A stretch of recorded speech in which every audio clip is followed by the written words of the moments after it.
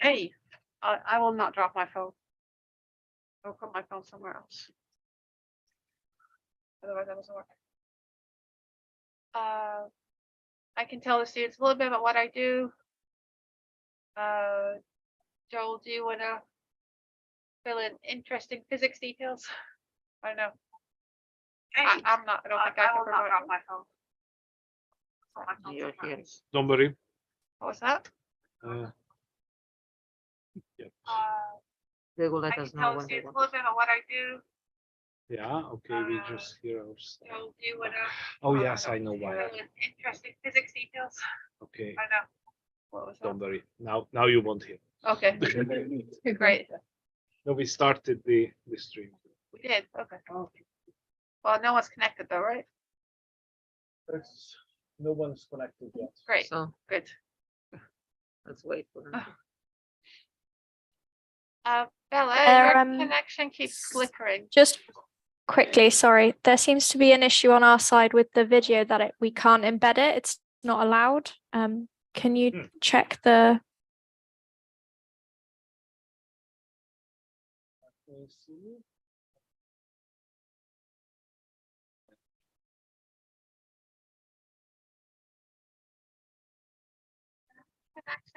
Can quickly, sorry, there seems to be an issue on our side with the video that we can't embed it. It's not allowed. Yeah, you check can the- try.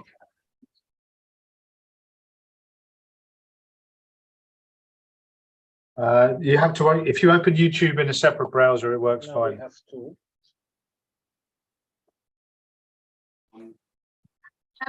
Can sorry, there seems to be an issue on our side. Can't embed it. It's not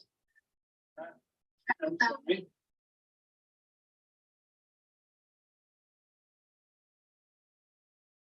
You have to, if you open YouTube in a separate browser, it works fine. Okay, we get the viewers now. Yes, it works. Thank you.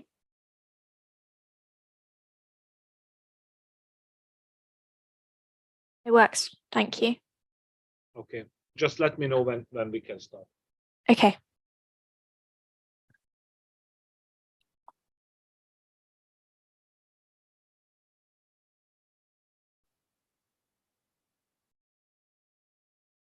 Sorry, you can run again. They can see these, right?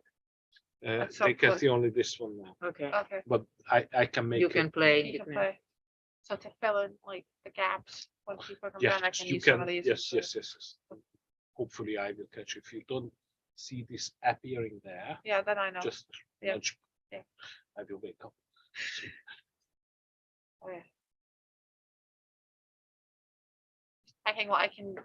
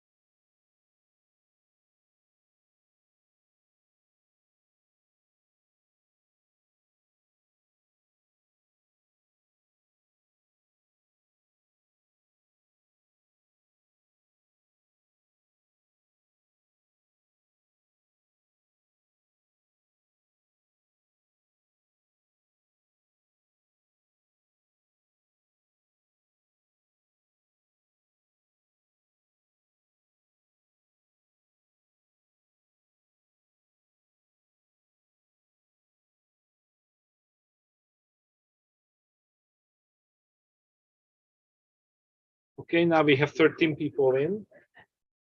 Okay, it's a good number, I think. 13. Bella,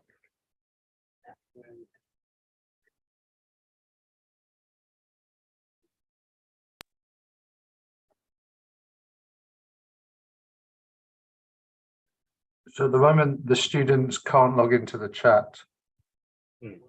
Okay. okay, All right. no problem. We are going to stand by.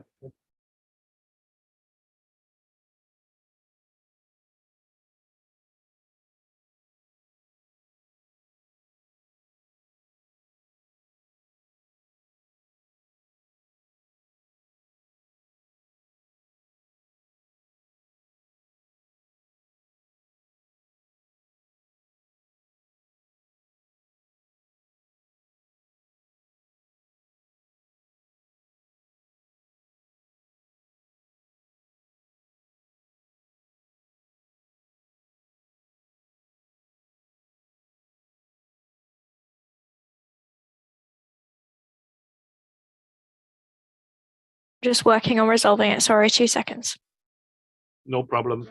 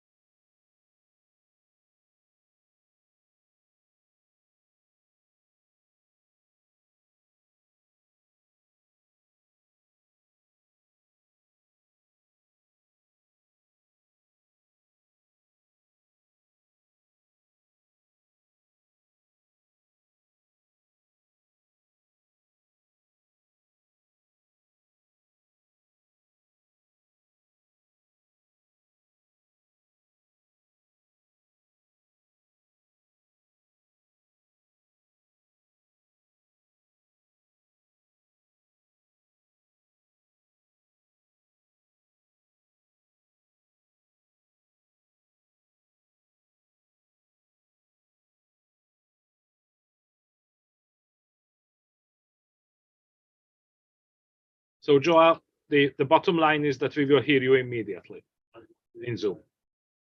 And we should. But the Okay, students can you don't see confirm us. can you hear me now? Yes, Yes. of course. Yes, of course. Okay, fine. We are in the same time frame. But then we should expect. Right, I need to mute the sound on the browser. I get it. Yeah. Probably you don't need to follow the YouTube, at least not with the live sound.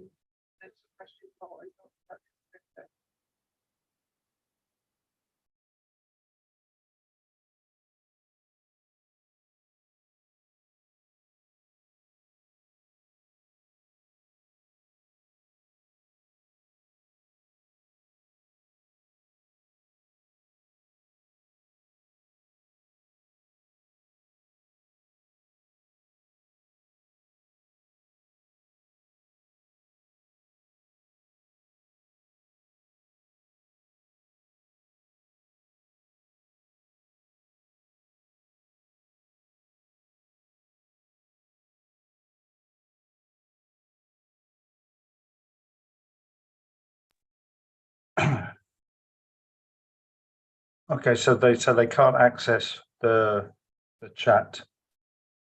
Should we get going with the tour, Bella, while you try and solve this in the background? And then they can ask questions later when the problem's fixed. Yes, we can do, yeah, if that. Okay, so hopefully at least so hopefully everyone can hear me. It would be nice if Can we just before you would do that, Joel? I would like to start recording, and I would like to get something like 10 seconds of silence. Then I would remove the insert that you see now, and you would automatically on screen, and you could immediately start talking. Okay. okay. All right. So I start recording, ladies and gentlemen.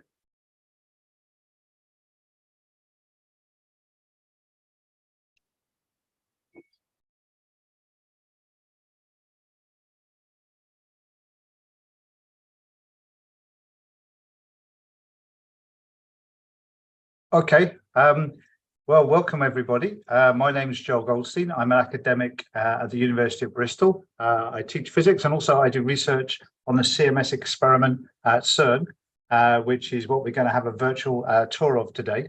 I know we're still sorting out problems with the chat. Hopefully you'll be able to ask questions. If you can't ask individually, then you can ask for your teacher.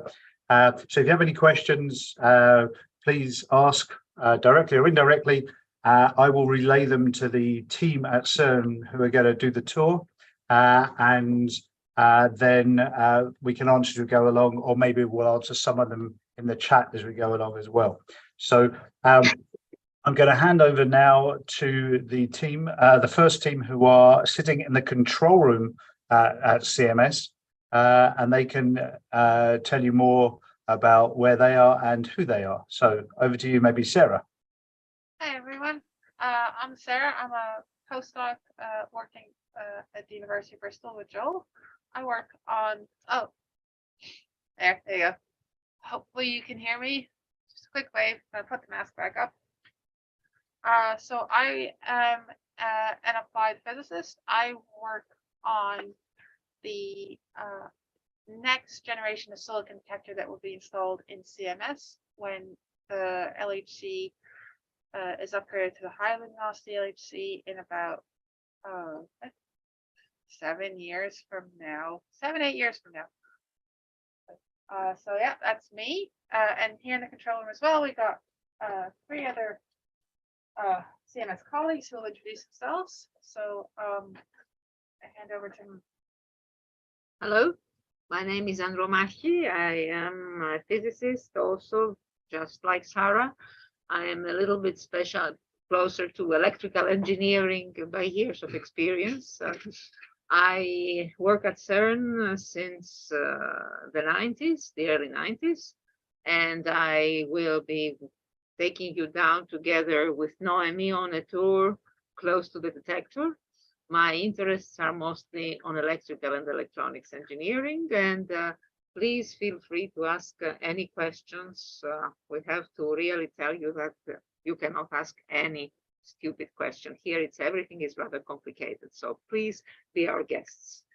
And now it's my colleague. Hi, my name is Noemi. I'm also a physicist. I work for CMS detector since 2004. As a student, I started here, and today I'm here to help with the virtual debate technicalities with my colleague Zoltan, who is. I will just turn to myself. Hi everybody, I'm Zoltan.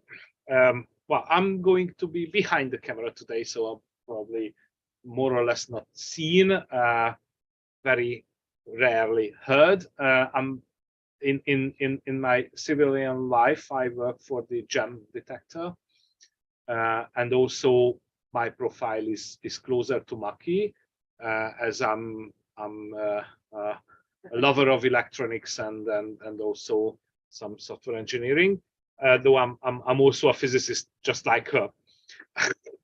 So actually we have a very common profile.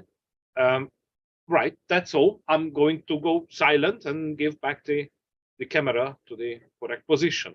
This is here. So I guess. I think we can start to move down. Yes, Yeah. we will move down. Yeah. So, And we so, let you enjoy yeah, yourself. so and we can show the control. exactly. So Andromachi and Naomi are gonna make their way down to the main experimental cavern where you can have a good look around CMS. But first, before they get in the elevator and make their way, Joel, how many meters below? Yeah, so it's about, so the control room where Sarah currently is on the surface, so you can get some daylight, the nice windows, and you can go outside for a breath of fresh air. As you can see, it's very high tech. It looks a bit like, well, you'd expect a control room, maybe for a secret scientific mission to look like. So you can see that there. That's on the surface. The actual experiment is about 100 meters underground, almost directly below where they're standing at the moment. You can see on this graphic on the top left that the LHC, which is a ring, it's about 27 kilometers in total length. And at 4 points, there are shafts going down with an experiment at the bottom. So the LHC, as you may have learned, accelerates protons round and accelerates them to very high energies in two opposite directions around that ring. And then it smashes them into each other at those 4 points. And at each of those 4 points, we surround the accelerator, we surround the collision point by extremely complex electronics, which basically functions like a huge digital camera.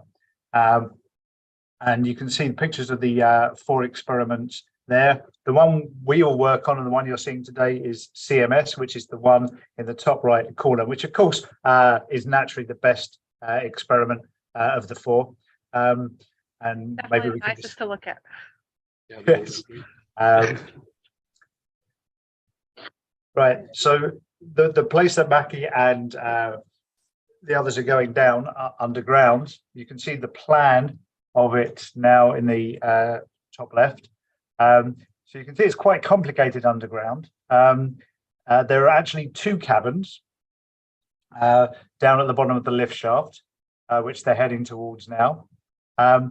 The accelerator runs right through the middle, and there's one big cavern that holds the experiment, and then there's a smaller cavern next to it, which is where we'll start, which holds all of the electronics and computers and other equipment that are needed to operate the detector and take the data. Quite interesting. We need to put, so from my point of view, it's quite interesting that all this stuff has to live close enough to the experiment to be, you know, to make certain things a bit easier, like be able to transmit information to the off detector electronics has to be close enough that you can use certain means of transmission, etc. But on the other hand, it can't live in the cavern itself because, as you will find out when you go down, there are certain environmental conditions in the cavern that make operating standard electronics quite difficult. So we have high magnetic fields, we have a very intense radiation environment. So having these 2 caverns side by side, but accessible and close by is quite useful. We should also point out that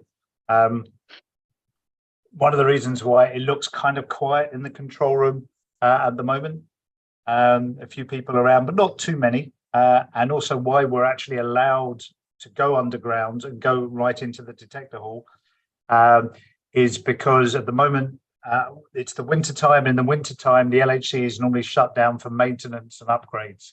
So it won't be we won't actually be running the machine and colliding protons for another couple of months. Yeah. So we're taking advantage of that to actually take you down. So you can see now, you can follow Mackie as she goes heading off towards the elevator. She's just passing a model of CMS. And now this is the bit where we have to carefully control who's allowed underground. You can't just wander down. And she's going through the access. It's going to be quite funny watching Zoltan go through. I've never seen this done from the point of view of a video camera before. No. And actually, one of the few things, if you ever see the movie Angels and Demons, which is supposed to be about certain, probably the only thing it gets right is that you have to have your retina scanned. So that's what Mac is doing at the moment. She's actually trying to get the scanner to recognize her iris, and it has. Well done. Right. I have just one comment. Yeah, I have just one comment, if I may. In the film, in the movie, you remember probably how it happened. It's better if I don't recall. But what I want to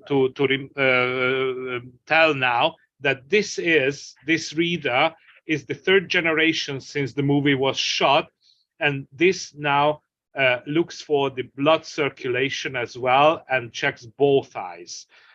Just in case. Just in case. Okay. Just in case anyone has. Yeah. So for those of you who haven't seen the movie, you probably won't understand the reference there, but we're really not going to explain it because it's quite revolting. Anyway, so now at the top of the lift shaft. It's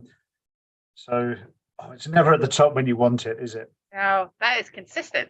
It's amazing, isn't it? Wherever you go, even down to CMS, you have to wait for the elevator. But while we're waiting for the elevator doors to open, maybe what we can do is, rather than give you no spoilers, so instead maybe we have a look at where we're sitting in the control room. No, they are already at They're already the there. elevator. They're in the So- elevator, but watching the elevator go -1. All right, yes. So you can Okay, see maybe that we can take them down. the elevator, you can see, first of all, the amazing thing is we actually have good reception in the elevator because we run both Only mobile- on way down. On way up, yes, we do have. Oh, the other elevator, yeah. So so now Okay. you can see the depth there that the elevator actually reads out how deep underground it is. You can see we're 97 meters underground at level -3. So those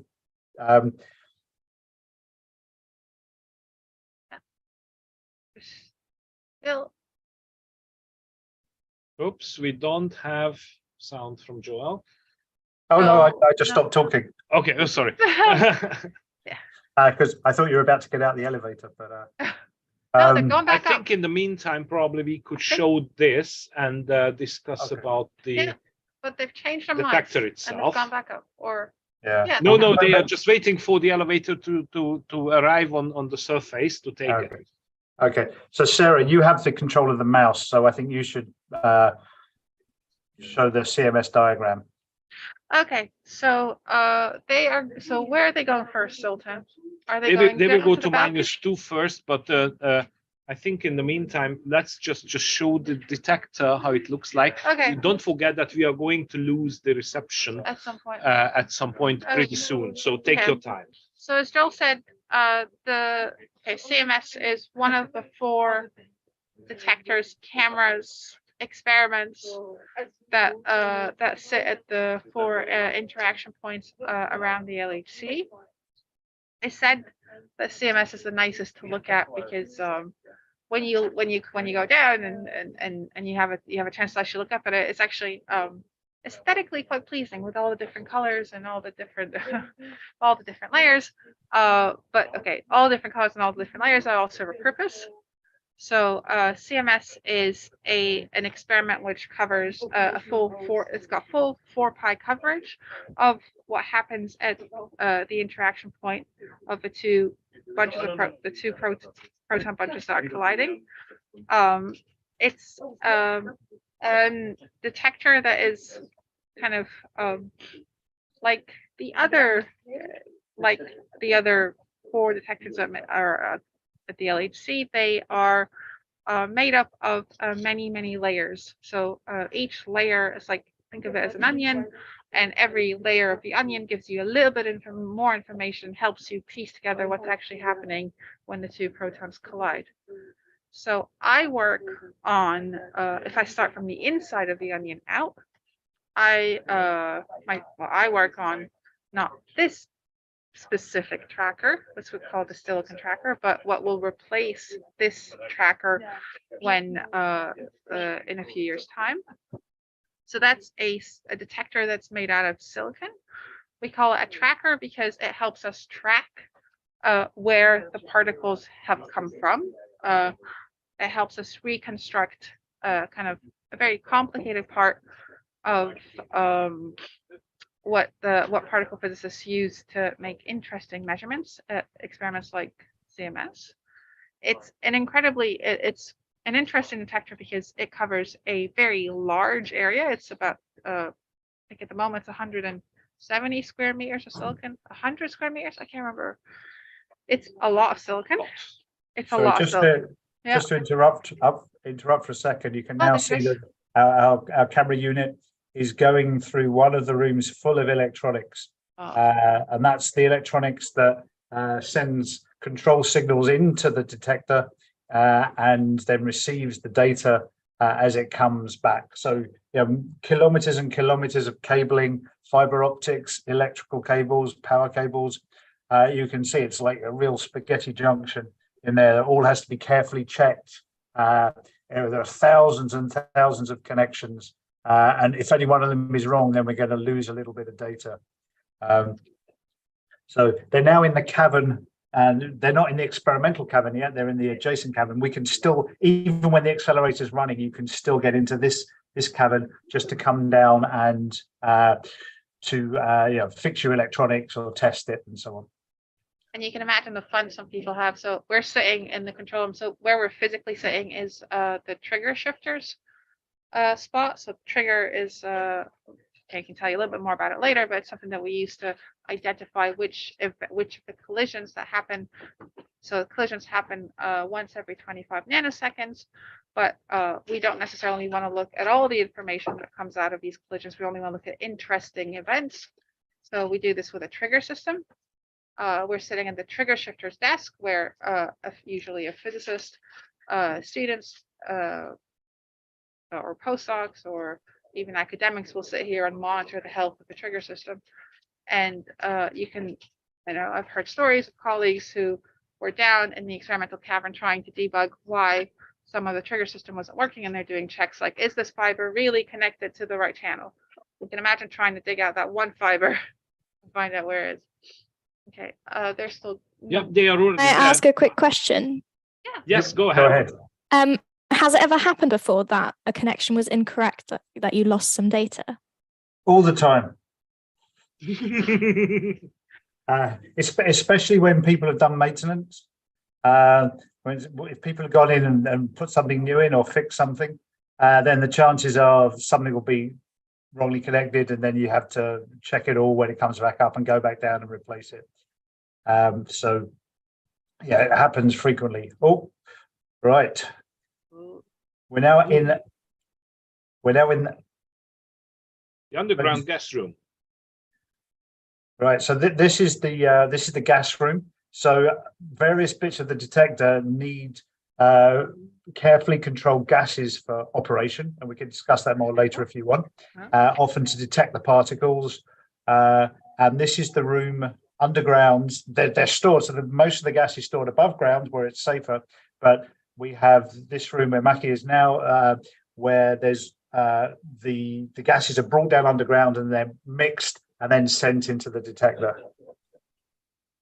Just to make you understand how complex is our environment and how we absolutely need people of all disciplines. The detector, the center of the detector, what Sarah is working on and what we have been working on is maintained at around minus 40 degrees of temperature. Now, if you've got sensitive electronics, tiny little connections hanging from each other, you have to be sure that when you are cooling a detector at minus 40, you do not have more than 3 molecules of water. So the majority of this room here is making sure that everything inside our detector is very dry in a very safe way.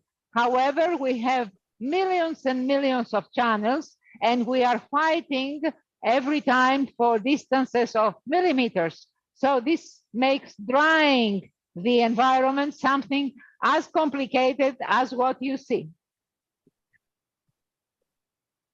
Okay. It's quite interesting, isn't it? It's a lot of things that have to come together to show you something. To take data with a detector this big. Yeah. So, yeah. Joel, do you want to carry on? So there's So I was going to say, relating to the gas room, I've spent many a happy hour down there. Even though I'm an academic and I'm supposedly a senior person, I still spend a lot of time just doing plumbing in that room and making sure that the dry air lines that Maki would talk about go through and work and hold pressure and things like that. Right, so that door that you'll see there goes into the LHC tunnel itself. We're not allowed to go down that one, but we're now going to head down. Oh, you can kind of see you're going to go to the pictures, Zoltan? Of this, I guess. The picture of the tunnel. No, I was going to show the picture of the tunnel. Just so they. Oh, we can just go back here. There we go. Well, yes. But there's a life-size picture of the LHC tunnel on the wall there that was also just scanned. Maybe Naomi can go okay, over. that's Naomi. Naomi can go over. Sorry. Let me go over to the picture of a tunnel. Yeah.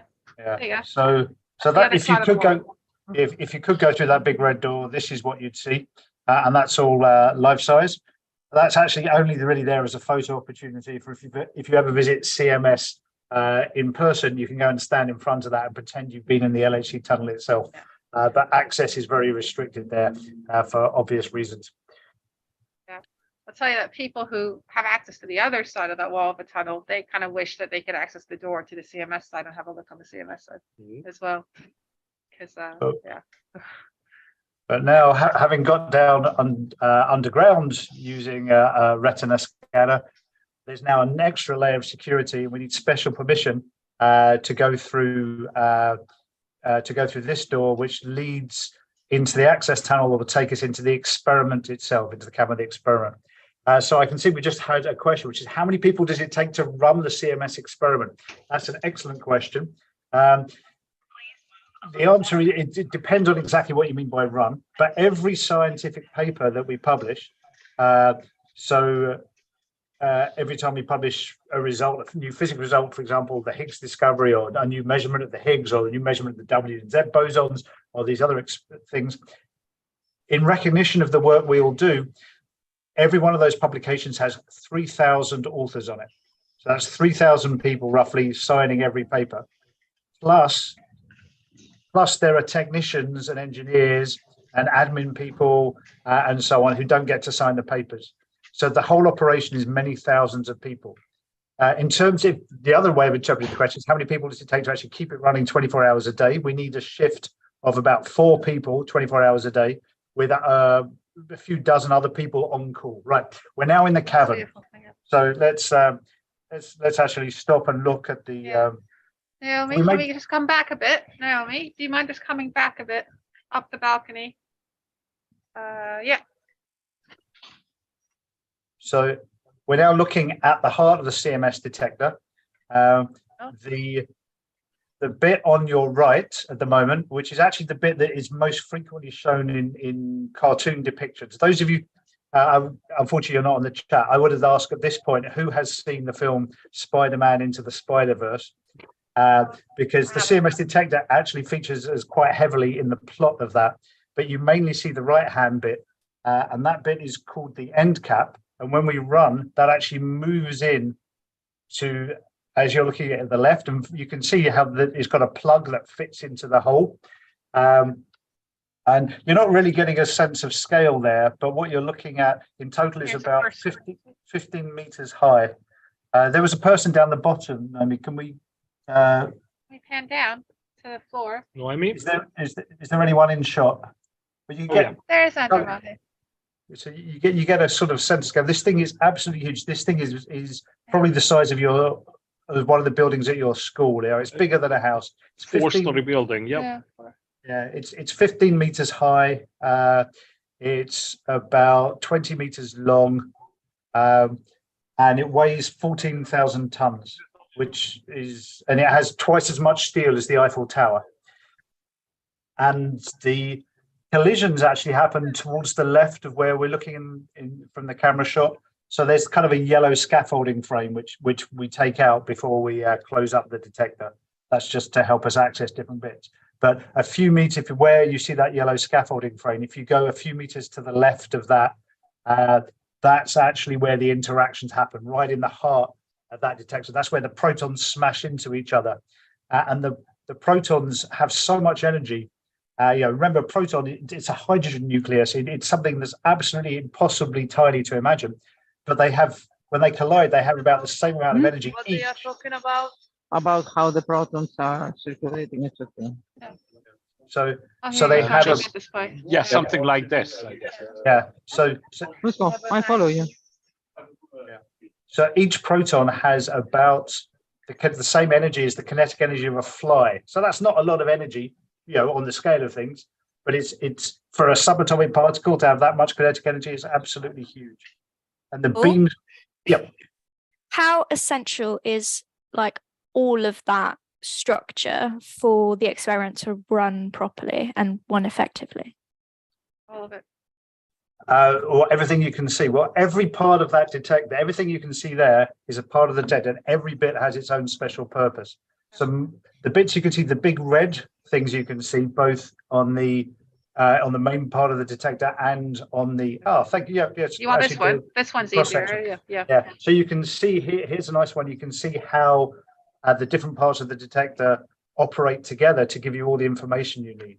So starting on the left of that cutaway, you can see that's where the collisions actually happen. Then you can see that different particles travel different lengths through the detector, and each different bit of the detector gives you more information about what's going on. So you need everything to piece it together to figure out what the physics was and what's going on. So if a tiny bit breaks, you are in trouble. No. If a tiny bit breaks, you've lost something. You probably, hopefully you can recover. Hopefully it's not going to be. So we got a nice look down. So we're now looking at the main part of the detector. You can see the outside bit, which was actually colored red in real life and on the diagram. That's there mainly to detect subatomic particles called muons, which are very penetrating. And they're the only ones that sort of make it all the way through, and you register a hit all the way through. Most other particles you might have heard of, like electrons and photons and protons, and maybe pions and kaons, they get stopped early on, where you can see the green and yellow bits of the detector. And now we've moved to the other end there. You can see the other end piece, what we call the end cap. And that, again, you can see the sort of the plug shape that fits into the hole, into the center. And I can't quite see on my video, but it looks like the beam pipe is still in place. Yeah, it's a short shutdown. So yeah, there you go. You can see the So that tiny little tube you can see in the center of your picture now, that tiny little tube is the vacuum pipe, which the protons actually travel in. We've had a question from the students. How many proton collisions happen inside the collider? Very good question. So the collider is set up when it's normally running to collide 40 million times a second. So there are 40 megahertz, or every 25 nanoseconds, a bunch of protons passes another bunch of protons, and a single bunch passing another bunch is what that picture now shows. And you can have up to about 100 individual collisions in one pass. So you get that much going on 40 million times a second. And it's our job. So one of the very difficult things that we have to do as an experiment is, so this picture is after we've connected all these dots together, so you can see the straight lines, but you can see the lines. But you can imagine if I'd shown you a picture like this where there were no lines drawn through the points, but we just had the little dots that represent the information you get from the individual channels in the tracker, for example. You wouldn't be able to look at this by eye and say, okay, these are how all the lines can. This is what I would do to recreate a picture like this. And so, one of the challenges that we have is to make detectors that can provide the information in a reliable way like this. And to kind of follow up on the question which was asked earlier about what happens if a channel breaks, we have to design redundancy into the system so that if one channel breaks, we can still complete this picture without missing information. So we wouldn't have, part of our job is to make sure there's redundancy there. The other part of our job is to make sure that when we do build pictures like this, that we match that what we do is actually is a representation of what's actually physically happening. And we have various ways of checking this. And one of the things that we do is we are able to simulate what happens when the protons collide every 25 nanoseconds to make 40 million collisions a second. And one of the things that we try and understand as physicists is how well our measurements match with these simulations. Yep. So Yep. it's quite. Just wait, as you're watching the feed from underground, just really look at all of the connections. You've got the huge silver pipes of the ventilation. They're probably the least interesting bit. But then you've got all these racks of electronics. This is all equipment that has to be right next to the detector. And now you can see we're even closer. We're getting a nice view. You can see the beam pipe coming out. That's two of the end station. There's perhaps it's been a while since I've seen that. So that's a gap between two of the pieces of the end cap, and you can see the beam pipe running through the middle of it. Joel? Yes. What are the people doing there?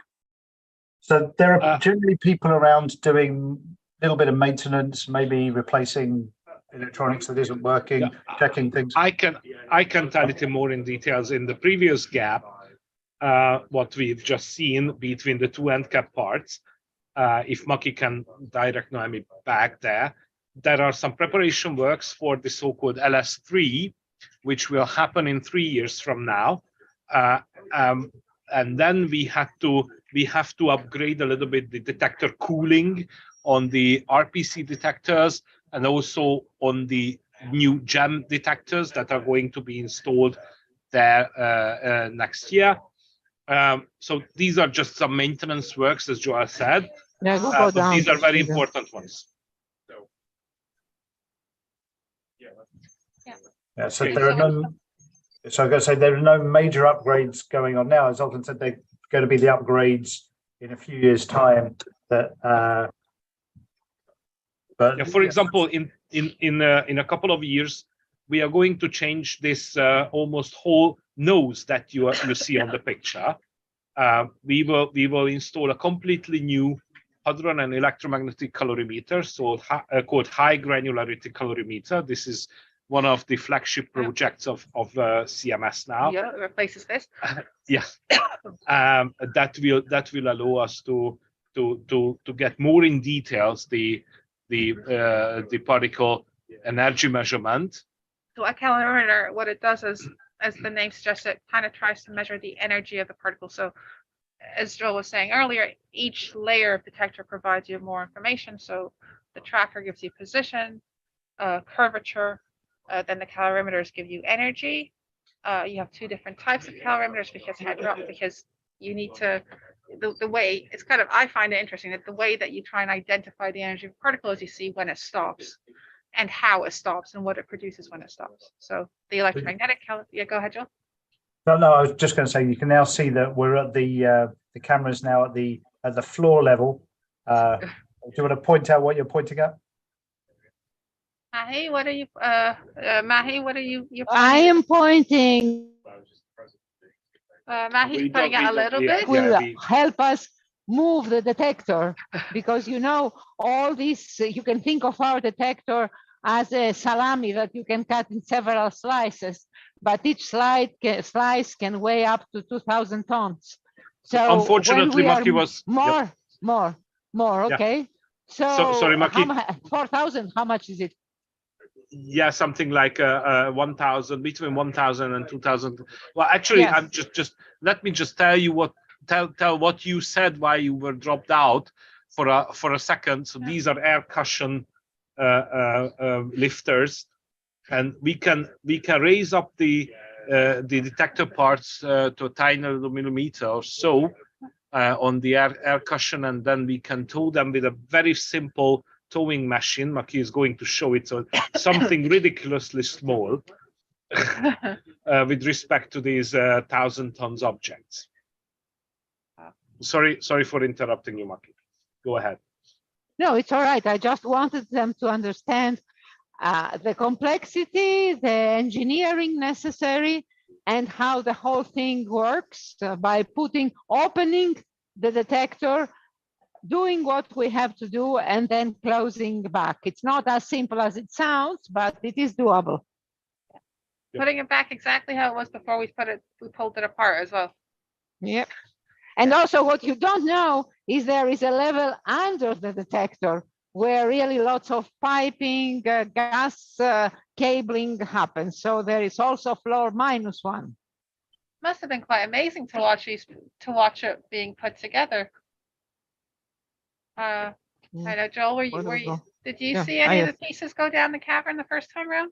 I watched. So the largest piece that weighs about 2,000 tons went down. It was lowered down at the 100 meters underground in one go. Oh, I think they're trying to demonstrate now that. Oh, we still have some. Yeah, the remnant field. So the magnet is now off, but of course there is some remnant field in the iron slabs around. Of course, we are cheating a little bit. The magnetic field is stronger at the edges, so they are trying to exploit this thing. But actually, you can see that there is some remnant field. I just would like to remind that we can have virtual visits in those very special cases when the magnet is on, but there is no beam in the machine. then we can demonstrate the magnetic field not only with these tiny little You can do paper clips, but a real spanner tethered to the guide, of course. Otherwise, it would fly. That is very, very spectacular. Just quickly, just a quick update from our side. Joel, I don't know if you want to prompt a few different questions. We have about 10 minutes left of our side of the chat. So yeah, please ask away if you have any questions. Otherwise, we're quite happy to keep talking as we show you around. So you can see actually some of the more mundane things like the hoist on the left, which enables us to access. Yeah, this machine is so big, we basically have to treat it like a construction site, which is why people are wearing hard hats and why we have this kind of construction machinery to enable us to access bits of the detector from the ground level. Almost all of us have a driving license on them, by the way. That'd be good if I get one of those and not on an actual car. Yeah. a little bit more complicated than a car, since it is three-dimensional movement. But one of the interesting things that I have to think about is, or at least understand, is eventually when we want to install the new detector. Oh yeah, sorry, they're just pointing out the level -3 down below. Yeah, I wouldn't send them down there because there is no Wi-Fi network there. Yeah. Yeah, just point. Well, So go ahead, the things you have to think about is, well, when you take it, you're gonna have to kind of take this apart in some way and then install things again and put them again piece by piece, and you have to worry about who goes first. Do I install? So does the pixel go in before? The pixel, a special one. Are you exposed to any radiation while you're down there? Not too much. Not too much. Not too much. Actually, all of our people who are down there, including our precious guides, must wear a dosimeter, a personal dosimeter down there. So we are continuously monitored. And those people who go close to the beam pipe, probably in that yellow cage over there, they must take an active dosimeter that we can read out continuously, totally, and we completely record the dose. Yeah. Of course, our precious colleagues are not guinea pigs, so we have different means as well to read the doses, and that's what we used to do before we allow people going there. We should be absolutely sure that this working environment is harmless. Yeah. To people. Okay, so we just had another question from Shay. How do large pieces of machinery get 100 meters under the ground? The answer is there's a huge lift shaft that we've kind of gone past it on the video a couple of times. But yeah, there's a giant hole. I can't remember exactly what diameter it is, but it's actually just 20 meters, 18, 20 meters, 18 or 20 meters, something like. So this is just a little bit bigger than the diameter of the detector, something like 10 centimeters bigger. That's not a lot bigger. We had to fit it. Well, actually, either you believe or not, the most expensive in this project is the civil engineering. So we couldn't afford getting a 1 meter diameter more or bigger shaft, because that would blow up the costs. So we had to make sure that we can lower our detector, and that's it. So we had to keep the 10 centimeter clearance from the walls. What's super interesting is Sorry, we're getting a bit of feedback on the live stream. It's a bit hard to follow. I'm not sure where the sound is echoing. Sounds okay to me. Is that better, or are you still getting a little bit of feedback? Yeah, actually, if I listen into the live stream sound, it sounds fine. Okay. Well, okay. Anyway, you are going to get a recorded version as well. So this is just a technical information for the viewers. We record everything and going to republish it on YouTube. Okay, and they're making their way back out again. Yep. So, yep. And for a different access tunnel. Yeah, exactly. This is the level -3 where they are. Everything has a code name. This is UP55. If we can whether it shows anything. So they are at this moment are getting through. Oh, sorry, I have to show it. Yeah. So they are. I have to to put it There you on go. a switcher. So they are leaving through this tiny little gallery through to the so-called PM54 shaft, where the elevator runs them back up to surface. Previously, they were here in this cavern, as we call it, UXC, Underground Experimental Cavern. So actually, there are some meaning of the abbreviations. Thank you. And they were here. They landed, if I can use this phrase at all. So when they went down, they first got into this underground cavity called USC, Underground Service Cavern. They walked a little bit, and through this underground gallery, they went around the iron concrete pilier, something more than 7 meters thick, and they got into the experimental cavern. This pilier is needed there just in order to keep the rocks falling in into these huge cavities. So this is rather a mechanical structure, but that we use for a radiation shield as well. So that allows us to visit the service cavern every time, regardless that if there is beam in the experimental cavern or not. We can even take visitors there. And then they're back at the elevator. Yeah, they are now back in the elevator. make Well, their- actually, yeah, Different elevator. for some reason. No, that's No, the it same. was That's the same elevator. Not the other one. For some reason, it goes down. But very probably they are just waiting in Okay. front of the elevator to arrive. Okay. Yeah, Joel. Yeah, I was going to just say it's the last few minutes. So if you have any questions, now's the time to ask them. Although of course you can, if you think of questions afterwards, you can post them onto post them into the questions on the CERN forum on I'm a Scientist, assuming you can get the chat working. Yeah, so there's some discussion going on in the chat about lowering all the stuff down here. 14,000 tons did require a lot of goes in the lift. The largest single piece was about 2,000 tons. That was the mechanical piece of the central detector, and that was the piece that Zoltan was saying only has about 10 centimeter clearance. So everyone's hearts were in their mouths as they were watching that go down over the course of a few hours. But yes, the lifts, and we had to get special cranes in. Should point out that the main crane at CMS is not big enough to lift 2,000.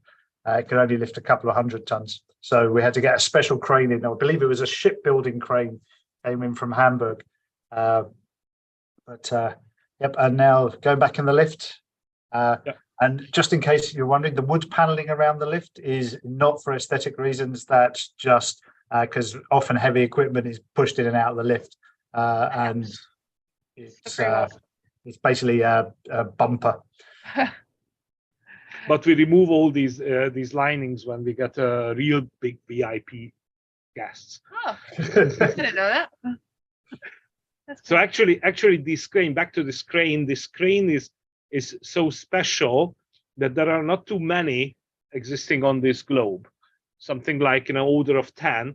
And when we rented this to bring down all our big equipment, heavy equipment underground, we had to keep it in mind that within 2 years we have to allow this crane to move to the next station, which was the Soccer World Cup stadium building in South Africa. So that was actually that time when it was built. So we had to be very much on schedule.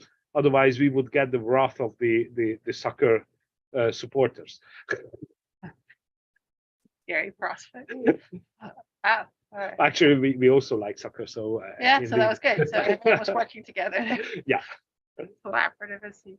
All right. Yeah, and then they're almost back, I think. Yes, exactly. They are just a couple of Yeah. meters away from us. They are just leaving the vertical shaft back on surface, And past the very and nice behind wash that of all that the- gray door, Yeah. actually another door behind that we are. So Yeah. indeed, yeah. then I'll Noam come is back just here and waiting for join us. Maki to get through. Yeah. By the way, colors. Let Yes. me just remind you that this pad that Maki just passed is green, and the pad Maki used to enter the experimental cavern was yellow. actually color really does have a meaning. The green means that this is not so-called interlocked door, while the yellow and especially the red ones are interlocked. That interlock means that if there is beam in the machine, in the LHC, and you happen to break through these doors. Now you are seeing the beam immediately- inside the detector. Interrupt. Oh yes. So if you break through these doors, you would immediately and automatically shut down the Shut down the beam. 27-kilometer ring.